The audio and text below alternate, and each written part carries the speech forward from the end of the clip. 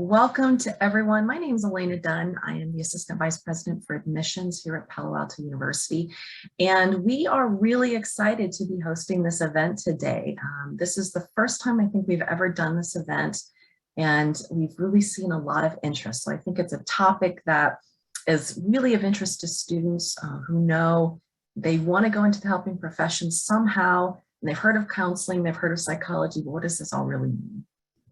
So our plan for today is to go through some high-level information about helping professions and those interested in going into a therapeutic field. And then we're going to progressively get more specific. So we're going to then talk about the programs that PAU offers and talk a little bit about our particular degrees and the requirements. The caveat of this whole presentation is this is meant to be an introduction. So it's supposed to kick off the conversation and be, an opportunity for you to think about what might be the right fit for you in terms of these different disciplines.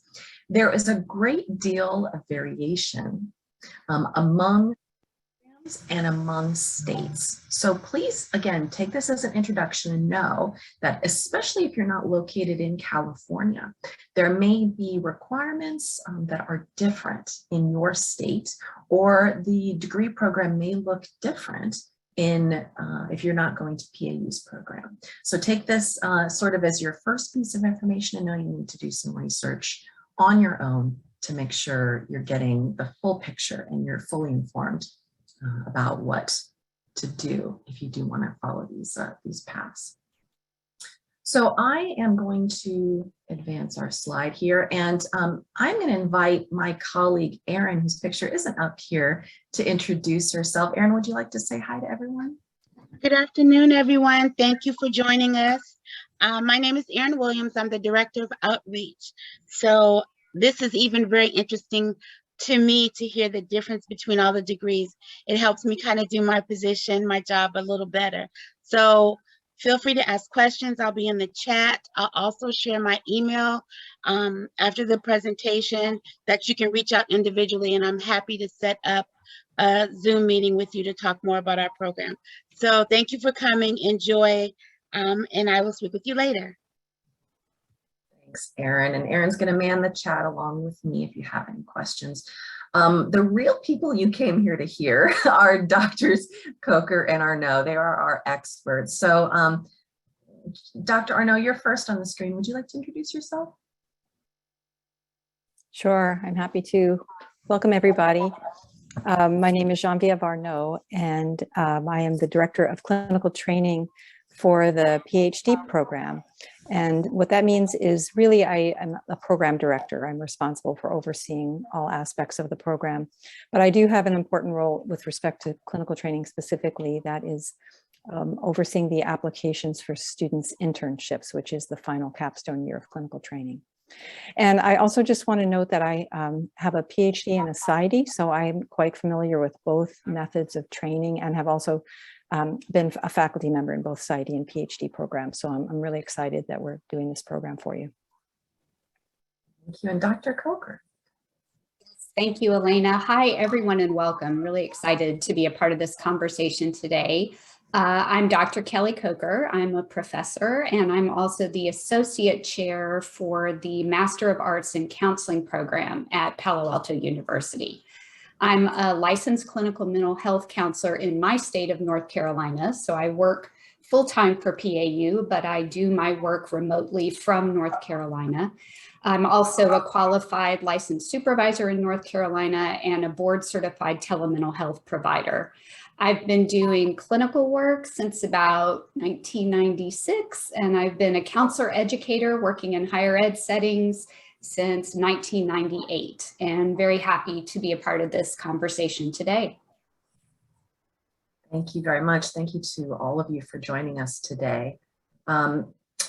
One of the things that I want to start by saying is that there are a lot of ways that you can move into the helping professions.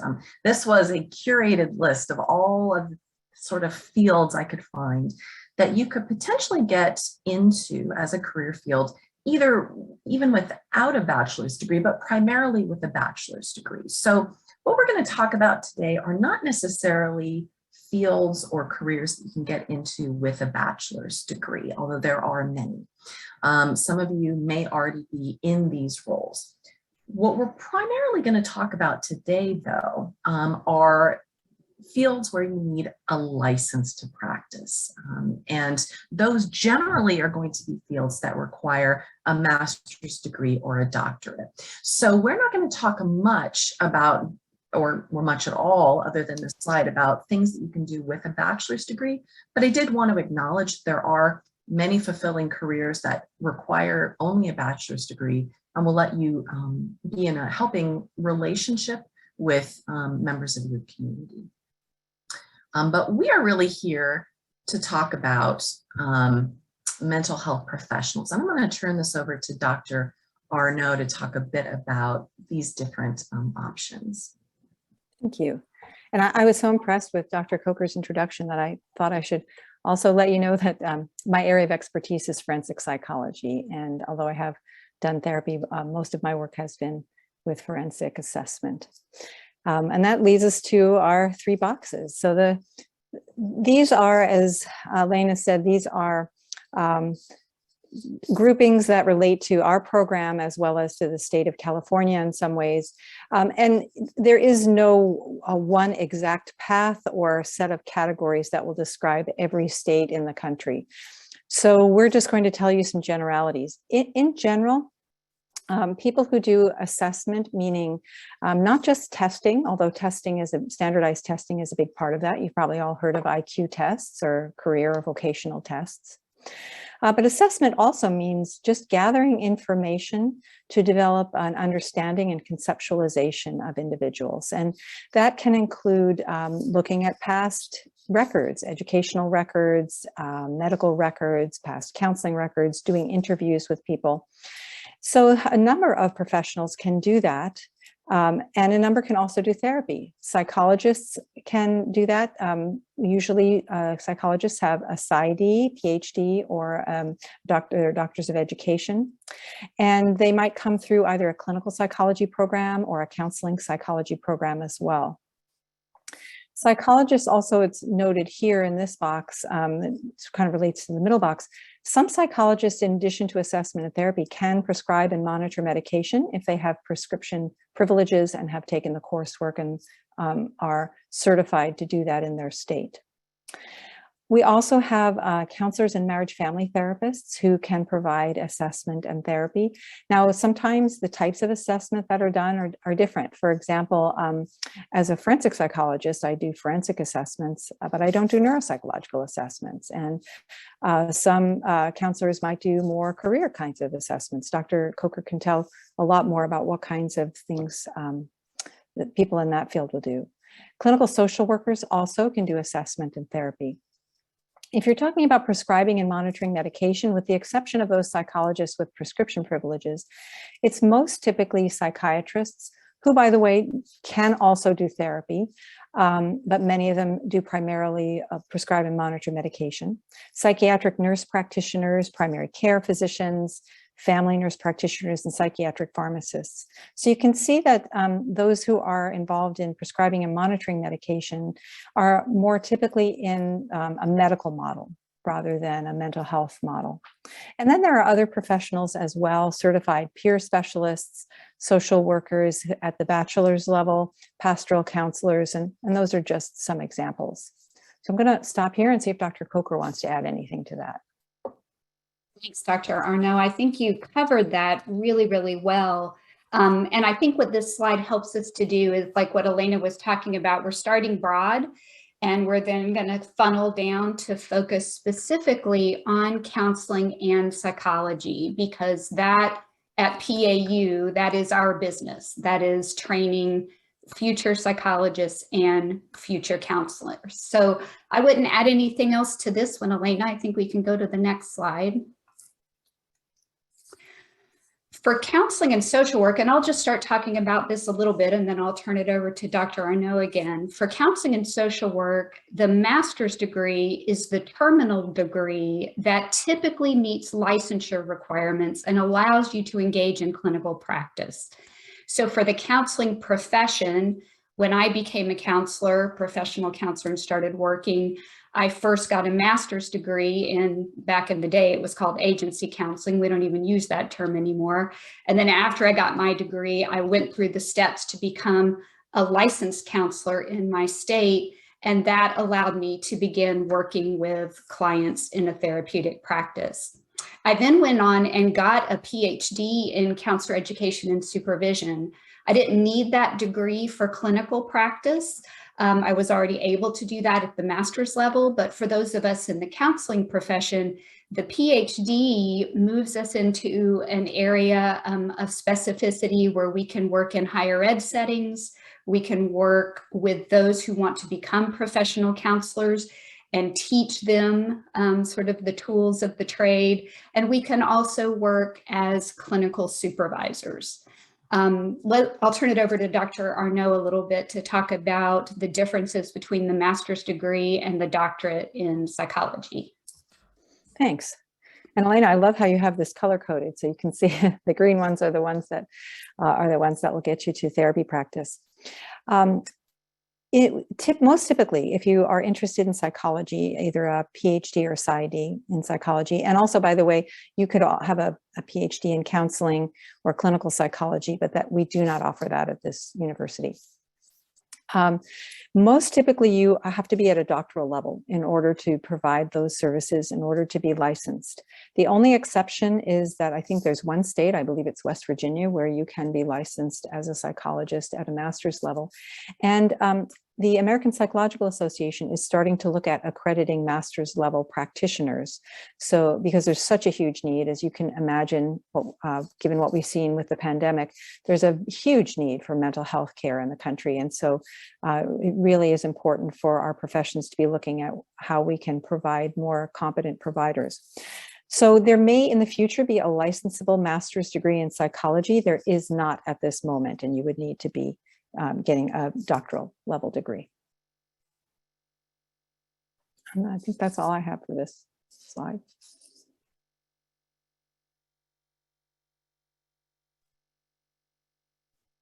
So I can start talking a little bit about this slide. The first two columns that you see here are licensed professional clinical counselor and marriage and family therapist. At Palo Alto University, we have a Master of Arts in Counseling program, and we have two CACREP accredited emphasis areas. One is marriage, family, and child counseling, which meets the educational requirements for licensure as a marriage family therapist in California. And we also have a clinical mental health counseling emphasis. And this program meets the educational requirements for licensure as a licensed professional clinical counselor in California, and also meets educational requirements for licensure as a professional counselor in many states outside of California as well. The training row on this slide, if you're looking at the counseling field specifically, where it says the required training of 3,000 hours, on your journey to becoming a licensed counselor or a licensed marriage and family therapist, there are really two steps. The first step is getting your degree. So if you were with us at PAU, you would get your Master of Arts in Counseling with one of the emphasis areas. But after you get your degree, then you have additional steps to take towards licensure. And one of those steps is to get additional clinical hours under supervision. And that supervision is done by a supervisor that the board who provides the license approves. And once you complete those additional hours of supervised training post-degree, then you're license eligible. That looks a little different for psychology. So let me turn it over to Dr. Arnaud to talk about that piece. Thank you. And again, you'll notice that we have not talked about the LCSW, the licensed clinical social worker, because we don't offer that here. So with respect to clinical psychology, almost all of the clinical psychology doctoral programs in the country are organized in the same way because there are certain requirements for our accreditation by the American Psychological Association. And that is their students are required to have didactic or academic training, experience in practicum or clinical training, and research training. And then they are all required to do a full year-long internship at the end. So you see 3,000 hours there, and in most cases, the internship is part of that. So we require a 2,000-hour internship, and states will take 1,500 to 2,000 of those hours and say, okay, you've completed the 3,000 required for licensure. Some states will say, we'll also take the other hours that you did during your program. They're called practicum hours. And those can be your 3,000 hours, and you can get licensed right after you get out of your doctoral program. Others, the majority of states, like California and Oregon, where I'm also licensed, say, no, you must have a postdoctoral year of training, and it needs to be 1,000 to 1,500 hours of training. So that 3,000 hours that's most typically required for licensure is both at least partly before you get your doctoral degree, and in some cases after you get your doctoral degree. And again, the degrees are most typically a PsyD or a PhD. In terms of a psychiatrist, we obviously don't have a medical school here and wouldn't be training you to be a psychiatrist, but I think you can see they have an extremely rigorous training, and they also make more than any of our other professions combined.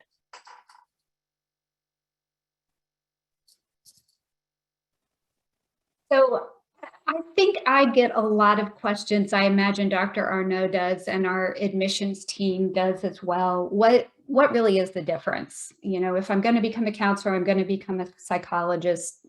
What is the difference? In practice, and I've been in settings where I've worked with a lot of colleagues with different degrees. I've worked with psychologists, I've worked with LCSWs, I've worked with MFTs. And often in practice, the work we do day to day, especially if we're sort of client facing and doing therapy, it's not that different. But we do have a different identity as counselors and psychologists. So for example, I'm not a psychologist, and anyone who graduates from our counseling program is not a psychologist. We're professional counselors. So that's a key piece just to be aware of. But as a profession, the counseling profession itself has, I kind of think about it as having feet in two camps in terms of its foundation. One of the roots of counseling is, of course, psychology. So many of the therapeutic models that we teach, many of the empirically based interventions that we teach our students how to do are rooted in psychology theories and psychology therapies. The other foot that we kind of have a foundation in is really the vocational guidance movement. So counseling as a profession is a pretty young profession in the mental health family. It really took hold initially in academic settings to provide counseling for students, for university students, and also for like post-war veterans after World War II to help find careers based on their aptitudes and their values and their interests. In the 1960s in the US, the Community Mental Health Centers Act passed, and this also allowed for government funding for more outpatient mental health services, which also drove the need for there to be more mental health professionals in the field providing services. And counselors who had originally been anchored to educational settings, we found that the training that we were able to provide to counselors, which was very therapeutically oriented, faster tracked than going through and getting a PhD, allowed us to have more mental health professionals in the field. So the American Counseling Association is our professional organization for counselors, and you can see there's a couple of definitions here on the slide. But what would you say, Dr. Arnaud, about some of the identity and philosophies for psychology? Yeah, thank you. There's some similarity, of course. You know, we're both in mental health professions, but the foundations are really different. And I like how you talked about how there was a foot in a couple of camps for counselors. For psychology, it actually comes from several different places that eventually got woven together to be modern day psychology. It came from early attempts to assist in selecting people for the military. There was a push to have testing in place so that they could determine who would be appropriate for military service. And there was also a push for the ability to determine how students could best be educated. So in the educational system, there was also a push for standardized testing. So there was a really big testing history for psychologists. A second area was research. There were a number of psychologists doing all kinds of interesting research, primarily in academic settings, things like trying to determine the nature of consciousness and all the way to what happens if you reward behaviors, those behaviorists that you've probably all heard of. And so that was a second thread. And then a third area was in doing therapy, and you've probably all heard of Sigmund Freud. And the idea of psychoanalysis or Carl Jung long-term therapy also came under the umbrella. So with all of those beginnings, we really have had the development of a very scientific basis on one level for psychology. You can see that in the first line of the box there. Psychologists are committed to increasing scientific and professional knowledge. There's a real push for us to be doing evidence-based and work, empirically derived work. But there's also been a real long history of psychotherapy. And I think it's maybe the next slide. Actually, I'll stop here because I think we're going to talk on the next slide about how psychologists under the largest umbrella tend to identify. You want to go ahead and go first so you can just Sure. sort of continue? Sure, I'm on a roll. Go for it. There's a lot of great information here specifically from the American Psychological Association. And as you have probably determined, that is really the guiding light for schools of psychology, because they are the body that accredits us. And that's very, very important, by the way, if you are looking at any kind of program, whether it's psychology, counseling, or social work, make sure that the program that you're looking at is accredited by an accrediting body that really guarantees oversight of the program, makes sure that it's a quality education, and make sure that you actually can do something with your degree. Many licensure boards or postdoctoral fellowships, that kind of thing, require that you have been at an APA or at another kind of accredited institution. One thing that's been interesting in the last decade or so is that the American Psychological Association has really started conceptualizing everybody who is in a psychology program as doing health service psychology. And I don't know about you, but when I first hear that, I immediately think, oh, health psychologist, somebody's in a hospital or medical setting. And that's actually not at all what they mean, believe it or not. I, as a forensic psychologist, am considered a health service psychologist. The reason for that is that for a very long time, counselors and psychologists and therapists were not necessarily seen as being healthcare providers.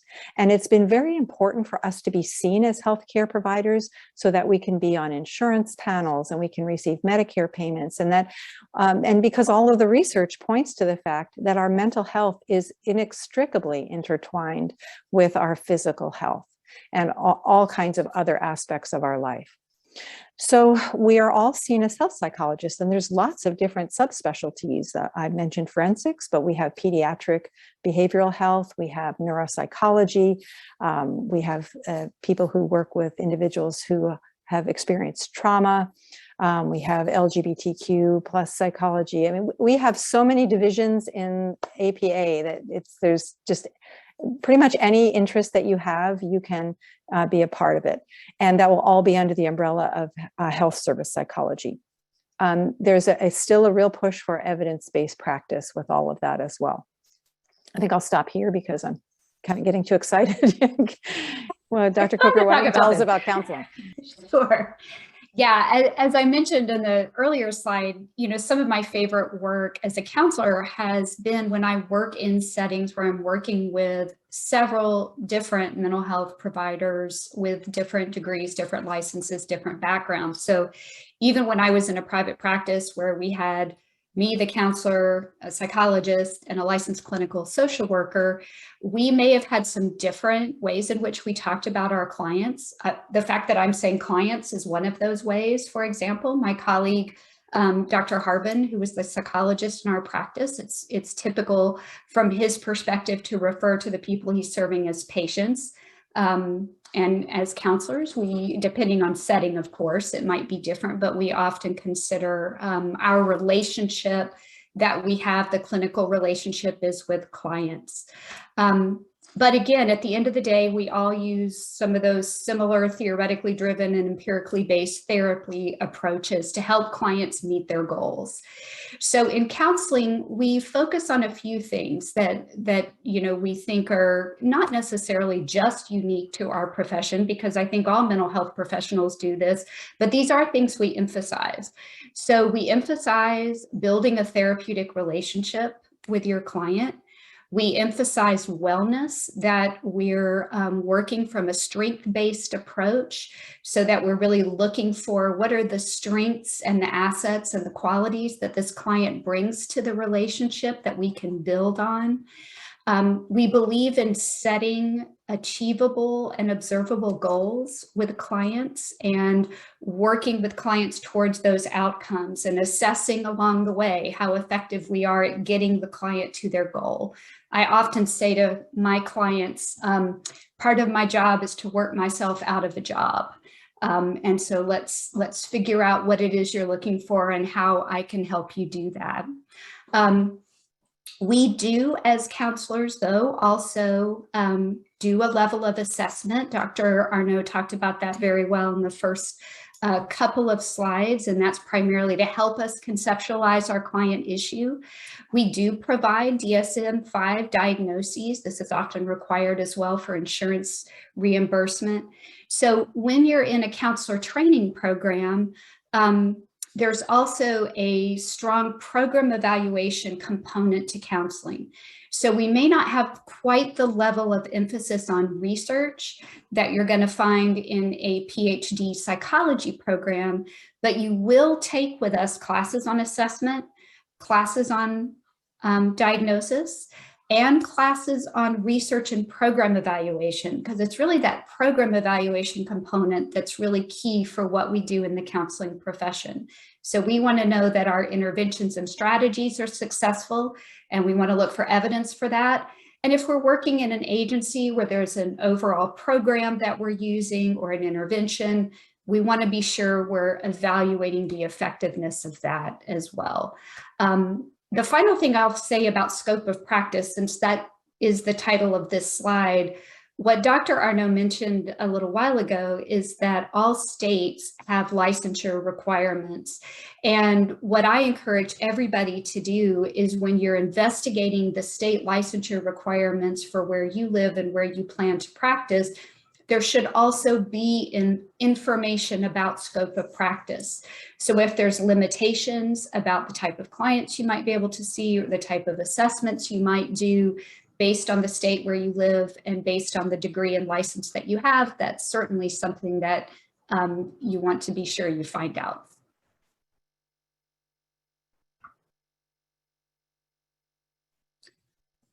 So I'll start with this slide. And again, I think what we really want to kind of drill down to here is talking to you a bit about what we do here at PAU. So for our counseling program, we provide you with the first two experiences that are here on this pathway to becoming a licensed professional counselor. So we have a 93-quarter credit program. So PAU operates on quarters. So you're with us a fall, a winter, a spring, and a summer quarter for 2 years and some change to get to those 93-quarter credits. Our curriculum meets the standards set forth by CACREP, which is the accrediting body for counseling programs. So I would completely echo what Dr. Arnaud said. If you're looking for a program, whether it's with us or somewhere else, if you're interested in counseling, look to see that that program is CACREP accredited. You can learn more about CACREP at cacrep.org, and it will tell you about accreditation standards, and you can even do a search for accredited programs. Another thing CACREP requires in their counselor training programs is that we offer a 700-hour practicum and internship. Now, in some states, just like Dr. Arnaud said, may happen with some states with psychology, in some states, the licensure board will allow some of those hours to count towards those supervised hours. In some states, they do not. In California, for example, they do not. So in California, you do your practicum and internship, your 700 hours in the program, and you still have to do your 3,000 hours post-graduation. So the last three things, the supervision, the testing, and the licensure, those are the pieces that happen after you finish with your training with us. So you get your degree, and then hopefully you're hired in a setting where you can deliver counseling services, but you do so still under a level of supervision. Often what that looks like from a state licensure board perspective is you might register with that board, say as an associate LPCC or an associate MFT. And so that associate designation still allows you to work with clients, still allows you to be hired, but you still have to get a level of supervision and complete whatever testing requirements there are in the state before you can get that full license. So most of our graduates have been able to do those last three steps while employed, and that might be at agencies, at hospitals, schools, private practice, or other settings where mental health services are delivered.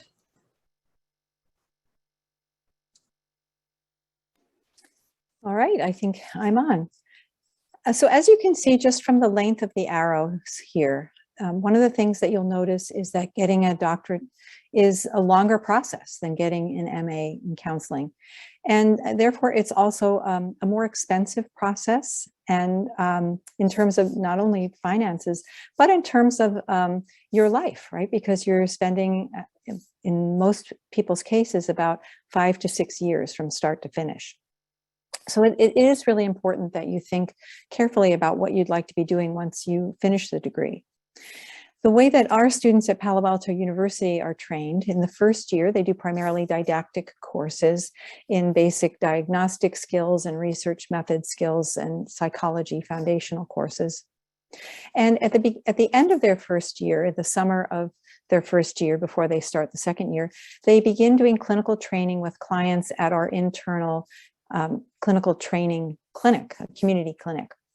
And that's called an internal practicum because we have our own clinic. Some schools don't have their own clinic and students are always going to external community sites, but we do have our own clinic with some really neat specialty clinics, a sexual and gender identity clinic, a Latino Spanish-speaking clinic, and we also have an early intervention clinic for families and children who've been victims of trauma.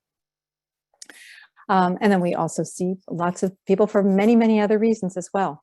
At the same time, our students are beginning in their research. So they're continuing in classes, working in clinical training, and starting in a research group where they will be for 2 years. You can see in year 2 and then years 3 to 4, it indicates that there's research there. In the third year, they are continuing in classes. They are at that point taking a lot of elective classes for any areas of interest they might have. They are continuing in research, and in their fourth year, they're working on their own research project called a dissertation. They're also training in a lot of community placements. One of the important things to know about any school you're going to go to is you need to have a sense of what kind of clinical training placements are available. So we are very lucky here in the Bay Area because we have a number of schools in the area and a lot of agencies.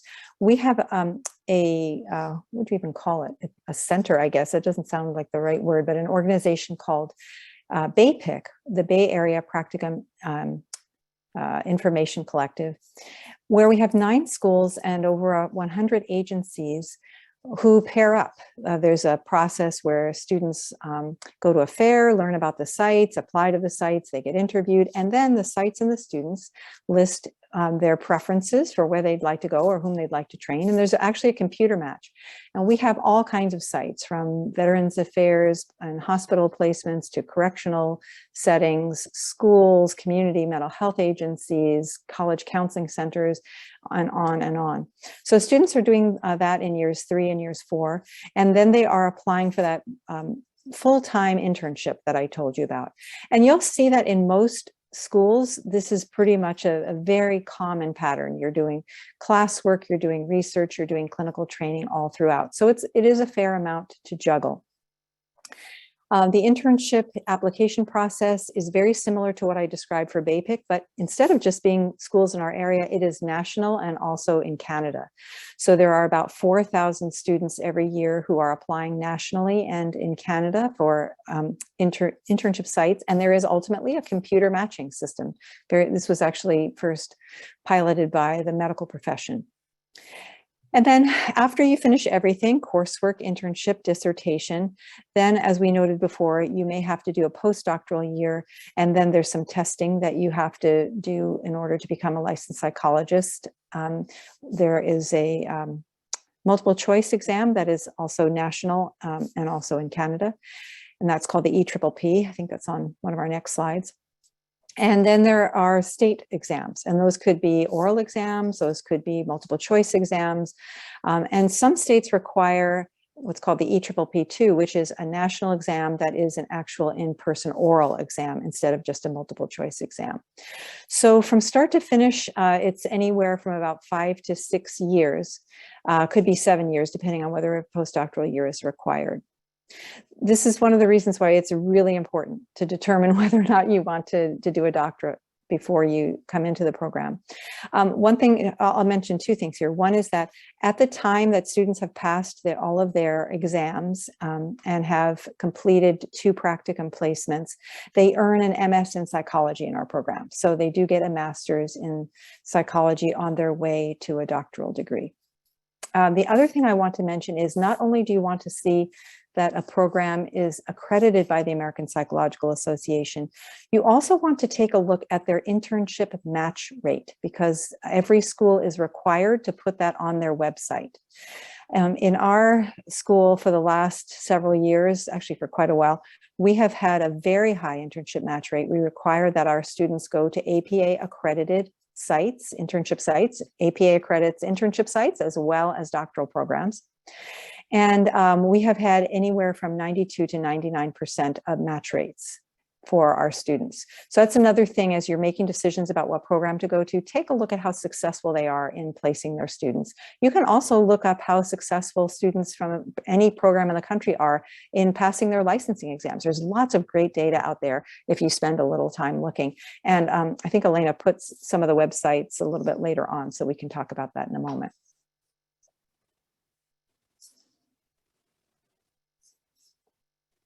So I think for both psychology and counseling, as you're going through this training, a really important part of your training is supervision.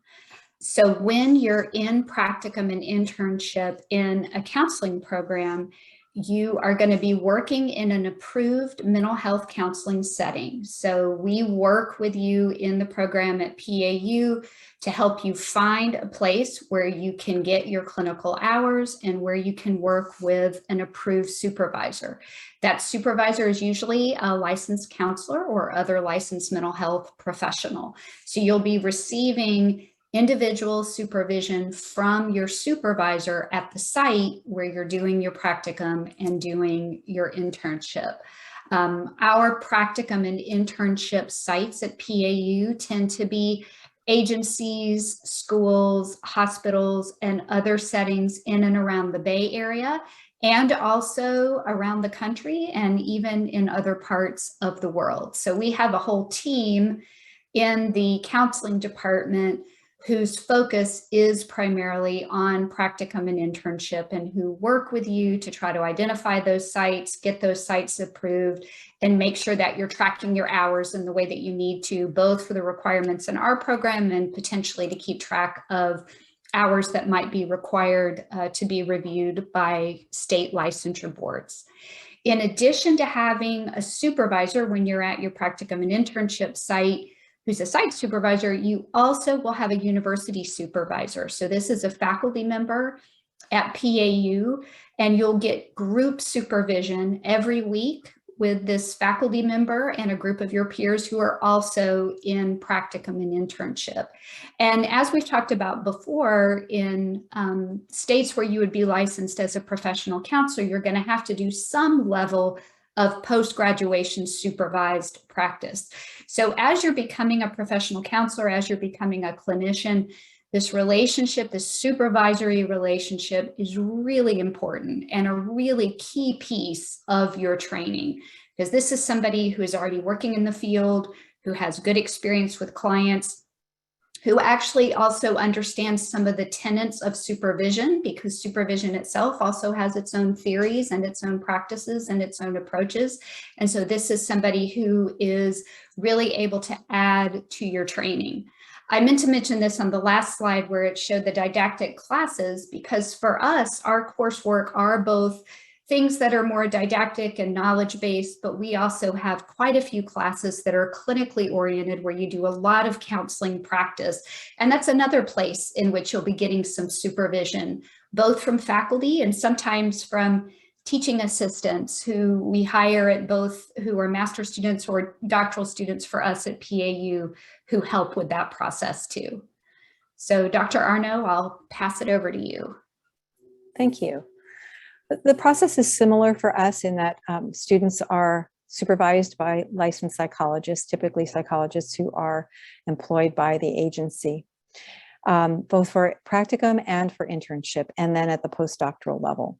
Now, I do want to say that a postdoctoral placement can be something like an internship, a 2,000-hour program that goes a whole year. That's what I did, for example. But there are other things called residencies that are typically a contract with a licensed provider, say somebody in a private or a group practice, where the candidate pays for supervision and also works in the practice. So whereas practicum and internship are relatively consistent across programs, there's a lot of range for what you can do postdoctorally, as long as you're being supervised by a licensed psychologist.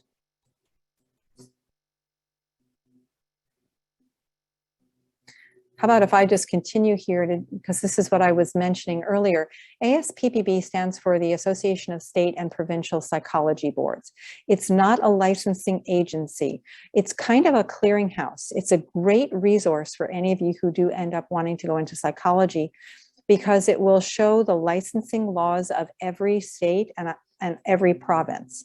So it's kind of one-stop shopping rather than having to go to 50 different, actually more than 50 different potential websites.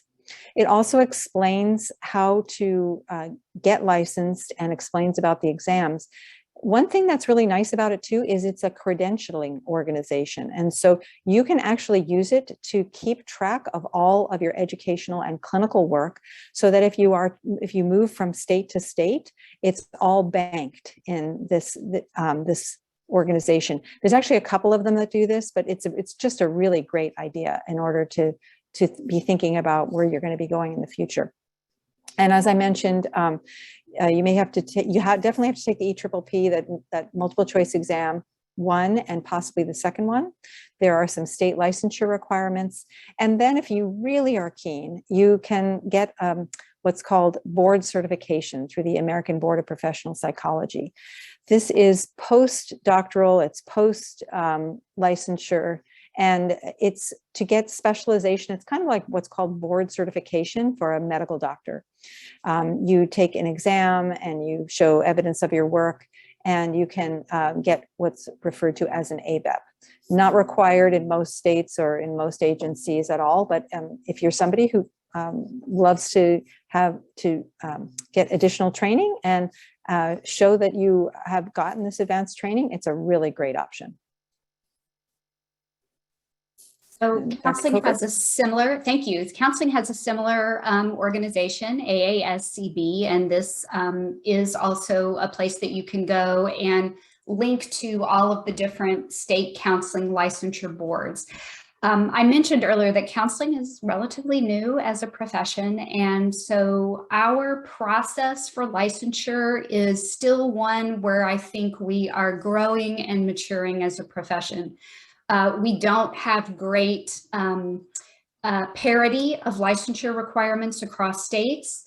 We don't always have great portability of that licensure across states. Some states will go into agreements with each other for portability of licensure, but many of them do not.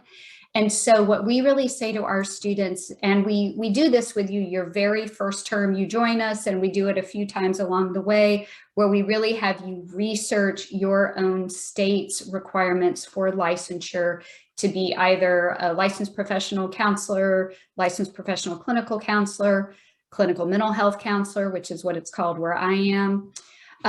Our MFT license is, you'll see on the slide here, it says in parentheses, in California, and that's pretty important. We do have a marriage, family, and child counseling track, and that track does meet the educational requirements for licensure as a marriage family therapist in the state of California. It likely does not, however, meet licensure requirements for MFTs in many other states. Marriage and family therapy as a profession, we haven't spent a whole lot of time talking about it, but that's another niche where we could talk about a different identity. There's a different professional association. There's a different accrediting body called COAMFT, and there's even different licensure rules and sometimes different licensure boards. So when we have students come to us from other states or students who think they're likely going to be doing clinical practice in other states, we typically steer them to our clinical mental health counseling program track, because that's the one that's most likely to meet licensure requirements. Another place that you can look pretty quickly and easily at different state licensure boards is again on the American Counseling Association page. And I'm just posting that in the chat. So that's another place that you can actually go and look at each state and click on the state, and it will take you to the state licensure board.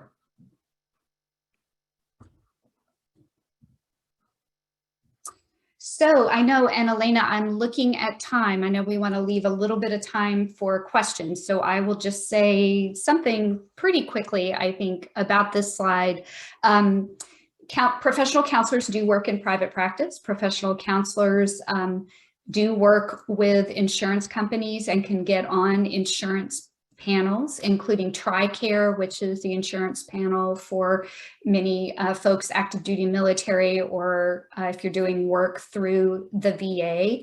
I have also, in my own private practice, I've done some work with clients who pay out of pocket for services. Not all clients want to or are able to work through insurance providers. Counselors also have the ability to do a level of pro bono work or to work with clients using a sliding fee schedule. But it's important, it's another good thing to research depending on where you are, what insurance panels might you be eligible for if you do choose to work in private practice. I would say most of our graduates probably do not go directly into private practice unless they're joining someone else's existing practice. This is essentially starting your own business and building your own client base in a private practice setting. So most of our graduates are usually going to start their mental health careers in existing agencies, schools, hospitals, treatment facilities, correctional facilities, or other agencies where the services are already set up.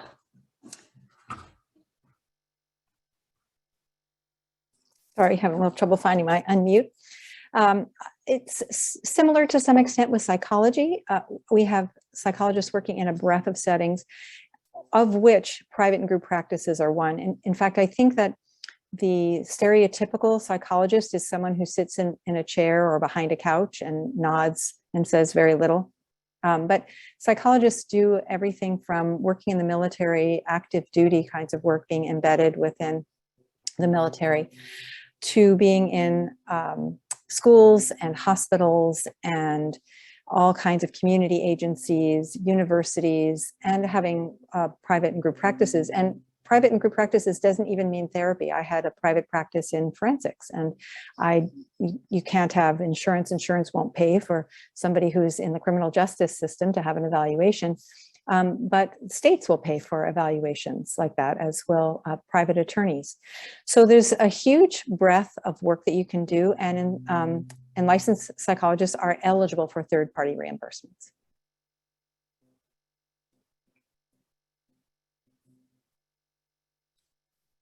The point of this slide is really to show you the large number of settings and opportunities in the counseling field. Who is qualified to provide short-term brief therapy in a hospital to medical patients? I'm sorry, could you say that again? Was there the question that I heard was, who is qualified to provide short-term therapy to patients in a hospital setting? And I will jump in just to say psychologists certainly do that. Our students are trained to do that if they go to certain settings or if they go into health psychology. And sometimes social workers can do that. They are more typically involved in case management in hospital settings. And I'll let Dr. Coker talk about whether counselors can do that. Yes, thank you. And yes, counselors can certainly work in hospital settings as well. And usually in those settings, you might find counselors helping to do things like group counseling. They might be part of an overall treatment team and providing some short-term counseling services for somebody who's being served in that hospital. Or they might have a specialization in something like substance abuse and be focused primarily on that in a hospital setting. And all I would just say about the things that are on this slide is you can see that there is also a breadth of opportunity in the counseling profession. Just talking about myself quickly, since I got my master's degree in counseling, I have worked in private practice. I worked in K-12 schools as a prevention and substance intervention counselor. I've worked in private agencies for at-risk and adjudicated youth, in a group home, and a university counseling center. And the wonderful thing to me about the profession of counseling is that even as you graduate beyond your degree, you're going to continue to get training, certifications. All licensure boards require that in between renewal of your license, you get a certain number of continuing education credits, and this allows you to continue to grow your expertise and to make yourself marketable in many areas of clinical practice.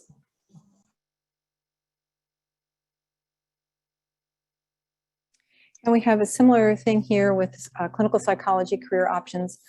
As you'll see, we can work in virtually all the same settings that Dr. Coker suggested for counseling, doing a variety of tasks. One thing I want to mention is I haven't made, let's see, someone's asked about the difference in the colors. One, the dark blue is the task that we're doing, and the light blue is the setting in which we're doing it. One thing I haven't said much about at all is, can you do the same thing if you get a PhD or a PsyD? And in general, the answer for that is almost always yes. The difference in focus is in training.